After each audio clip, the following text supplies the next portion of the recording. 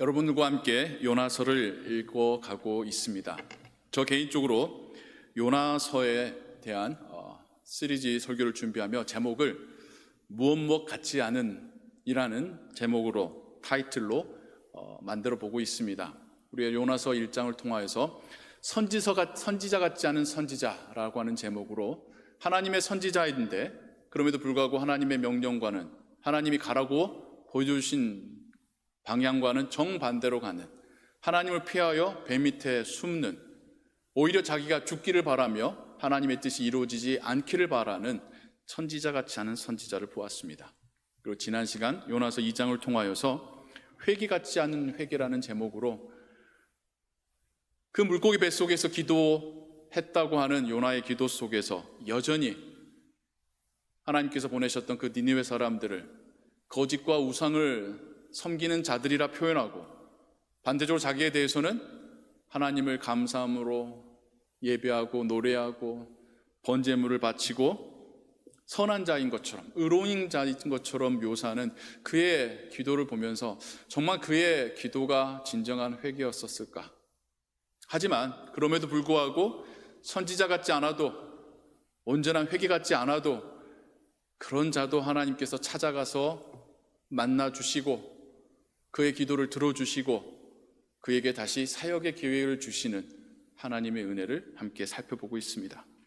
오늘은 그 세 번째 시간 요나서 3장을 우리가 함께 들었습니다. 제가 택한 제목은 사역 같지 않은 사역이라는 제목입니다. 먼저 요나서를 또 잠깐 여러분들과 함께 개론적으로 살펴보기 원하는데요, 요나서는 참 독특한 선지서입니다. 여러분이 알고 계신 선지서들을, 구약에 있는 선지서들을 떠올려 보실까요? 이런 이야기식으로 되어져 있는 글이 없어요. 요나서만이 독특하게 꼭 동화처럼 이야기로 구성이 되어 있는데, 더 흥미로운 점은 그 안에 담겨져 있는 이스라엘 사람은 참 심성이 못났고 믿음이 약합니다. 근데 반대로 그 이야기 속에 담겨져 있는 이방인들은 오히려 심성이 착하고 하나님을 의지하고 좀 다른 모습을 보여요. 그런 식으로 쓰여진 또 다른 글이 룻기입니다.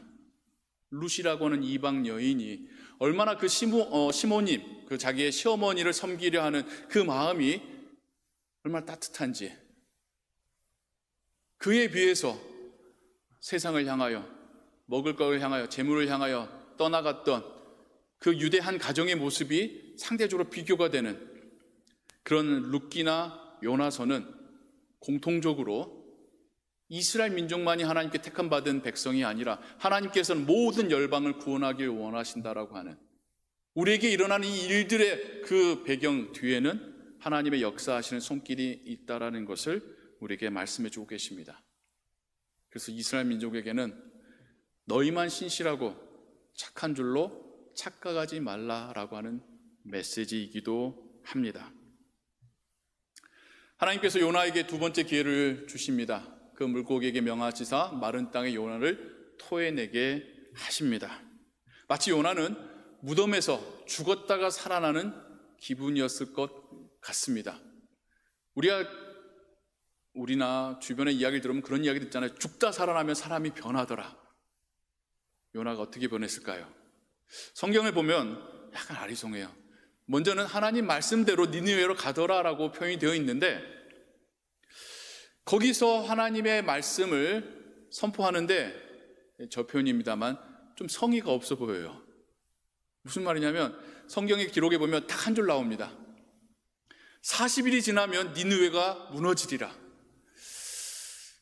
이게 도대체 무슨 말일까? 누가 이 메시지를 주셨는지, 왜 이 메시지가 니느웨 사람들에게 들리는지, 니느웨 사람들이 어떻게 해야지 이 재앙과 심판을 피할 수 있는지를 가타부터 말하지 않습니다. 그냥 40일이 지나면 당신들은 무너져 죽을 겁니다 라는 소리만 하고 다녀요. 마치 니느웨 사람들이 자기 말을 안 듣기를, 안 믿기를, 심지어 자기한테 화가 나서 자기를 죽여하기를 바라는 것처럼 메시지를 선포하는 자의 태도가 그렇게 진정성이 느껴지지 않습니다. 요나의 또 다른 의도를 볼 수 있는 대목이 있습니다. 느니웨가 너무 큰 성이어서 3일 길을 가야지 이쪽 끝에서 반대 끝까지 갈 수 있는데 단 하루만 가더래요. 그러면 몇 분의 몇의 사람들에게 메시지를 전한 걸까요? 3분의 1이라고 생각하시면 산수는 잘하지만 수학에 약하신 겁니다. 길이의 개념이 아니잖아요. 디스턴스의 개념이면 3일 길을 하루만 가면 3분의 1인데 그건 면적의 개념이지 않습니까? 그럼 3 곱하기 3 하면 9개의 구역 중에 3개의 구역? 아니 1개의 구역만 갔다 온 거예요. 9분의 1입니다.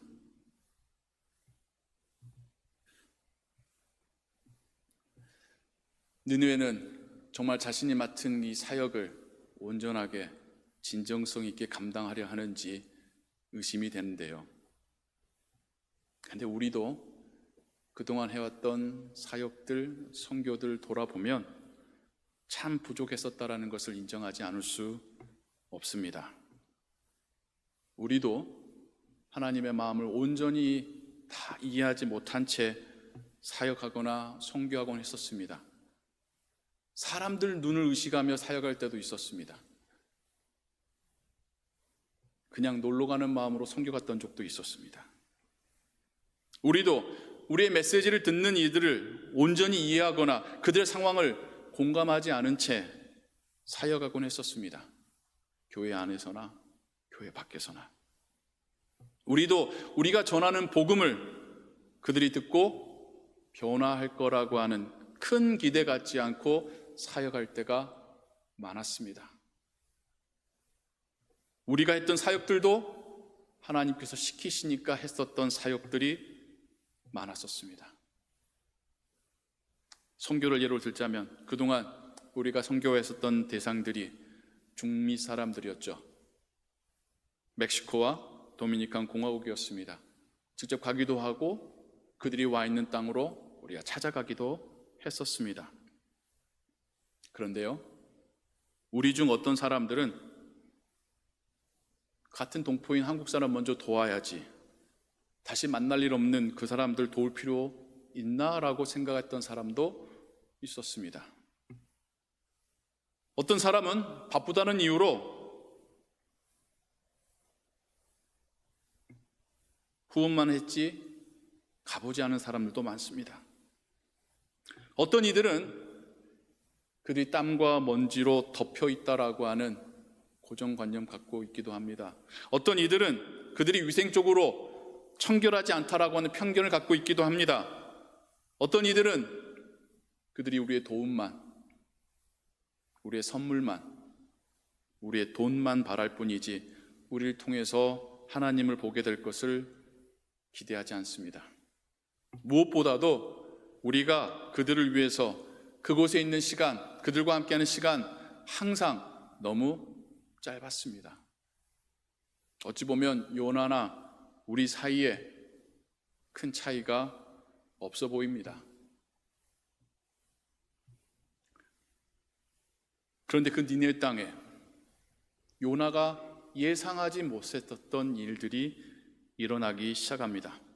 요나는 9분의 1에 해당하는 지역만 복음을 전했는데 그 니느웨 큰 성의 모든 사람들이 그 메시지를 듣게 됩니다.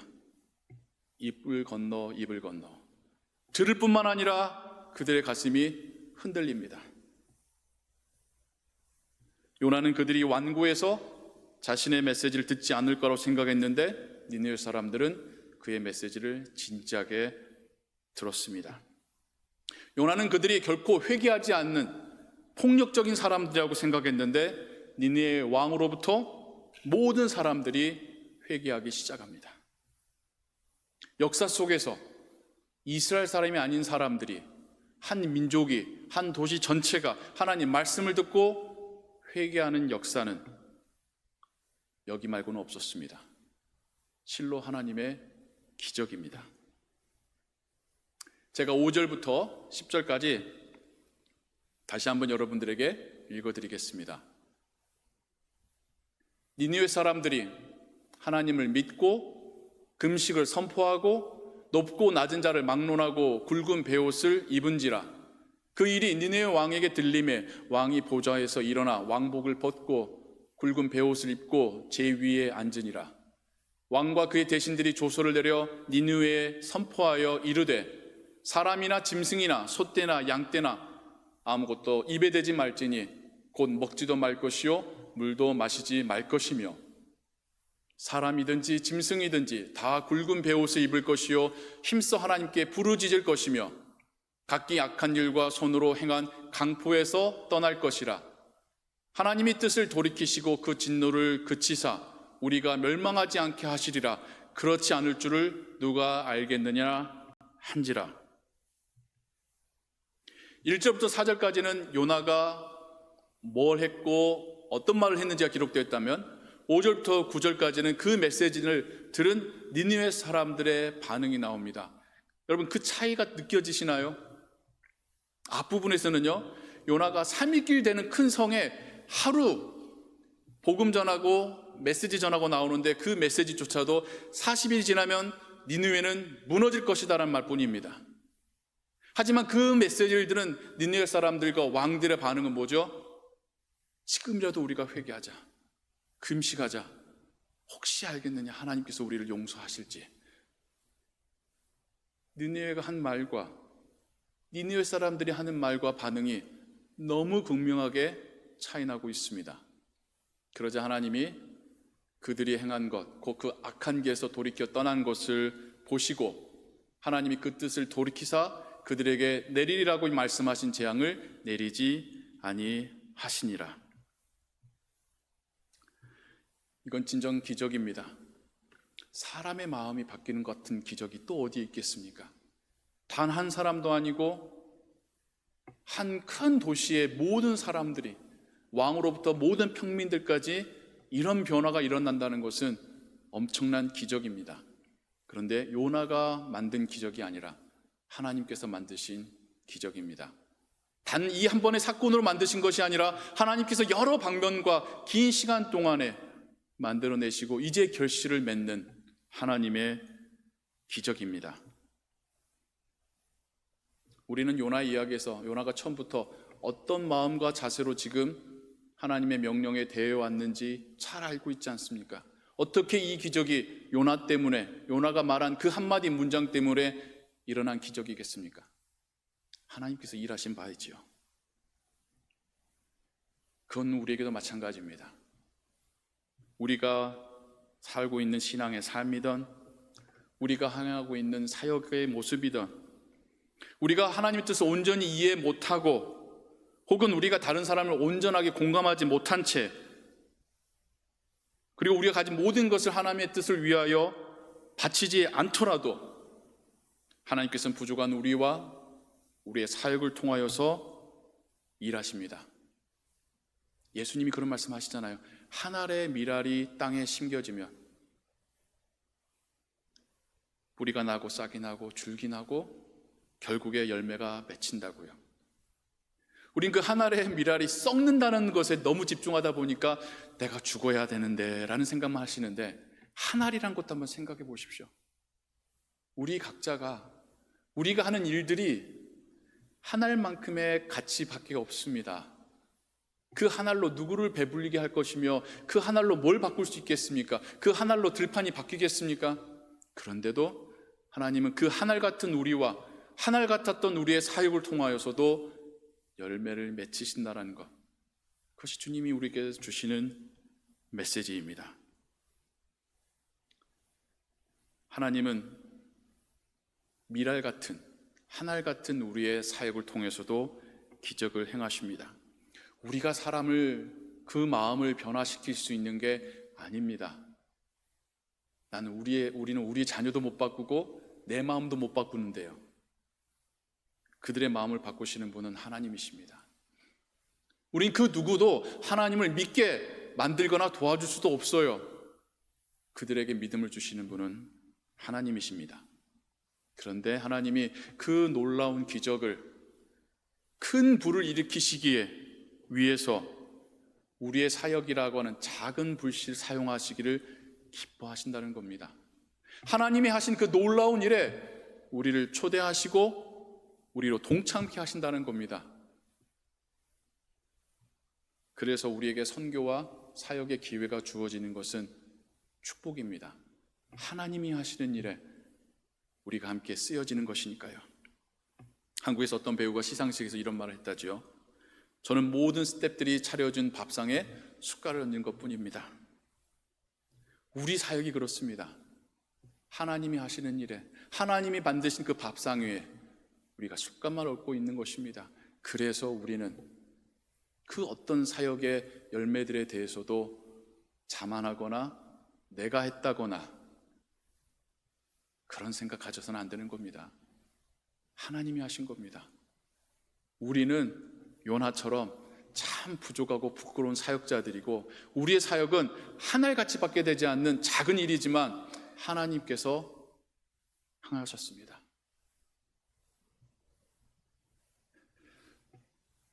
이제 곧 우리 교회가 매년 여름에 하는 이제 선교지 방문을 다녀오게 되지요. 매년 남쪽에서 올라오는 이동 농민의 아이들이 미시간에 가서 우리 팀들을, 우리 교회만이 아니라요, 우리 함께하는 연합팀들을 만날 기대감을 갖고 있다는 소식들을 듣곤 하는데요. 올해도 마찬가지입니다. 지금 그 현장에 먼저 가신 분이 매일같이 아이들에게 질문을 듣는데요. 올해는 언제 우리가 한인들을 만날 수 있어요? 한인 기독교인을까지는 말하는데 코리안들을 언제 만날 수 있어요? 우리 팀을 그리워하고 만나면 반가워하고 우리와 함께하는 그 시간들을 고마워한다는 것입니다. 고작 우리가 3박 4일, 2박 3일 그곳에 가 있습니다. 보따리 몇 개 가져다 주는 겁니다. 가서 모든 이동농민 아이들 다 만나고 오는 것도 아닙니다. 무엇보다도 언어가 달라서 그 아이들하고 온전하게 모든 소통을 다 하고 오는 것도 아닙니다. 그런데도 우리가 그렇게 그립고 반갑고 고맙답니다. 우리는 그곳에 가면 그 햇빛에 검게 탄 그 아이들의 얼굴 속에서 예수님의 얼굴을 보게 되고, 그 아이들도 우리의 얼굴 속에서 하나님의 얼굴을 보게 됩니다. 이게 선교이고 이게 사역입니다. 우리가 한 것이라고는 그냥 찾아가서 하루 이틀 같이 시간 보내주고 오는 것뿐인데도, 그게 가뭄에 목말라하고 있는 여행객에게 시원한 냉수 한 그릇처럼 엄마 아빠 따라서 정처 없이 북으로 남으로 이동하며 살고 있는 그 아이들에게 너무나도 기대되고 기다려지고 반가운 시간이랍니다. 우리가 할 수 있는 건 참 작습니다. 그래서 이거 가지고 뭐가 되겠나, 이거 할 필요 있겠나, 의미 있겠나라고 생각하실 필요 없습니다. 그것마저도 하나님께서 사용하실 수 있습니다. 지금 당장 내 눈앞에 결실이 안 맺힌다 할지라도 하나님께서는 그런 작은 미랄들을 모으시고 만남들을 모으셔서 어느 순간 하나님의 놀라운 일을 열매 맺히실 것입니다. 우리가 하나님 앞에 순종할 것은 부족한 자이지만, 내가 할 수 있는 건 너무 작지만 하나님께서 기회 주시는 대로, 하나님께서 나에게 명령 주시는 대로 순종하는 그 모습입니다. 단지 선교만이 아니라 교회 안에서 하는 사역이든 교회 밖에서 여러분들이 만나는 그들에게 그런 마음으로, 하나님께서 일하실 것을 신뢰하는 그 마음으로 만나시고 하나님의 사랑 나누시기 바랍니다. 기도하겠습니다.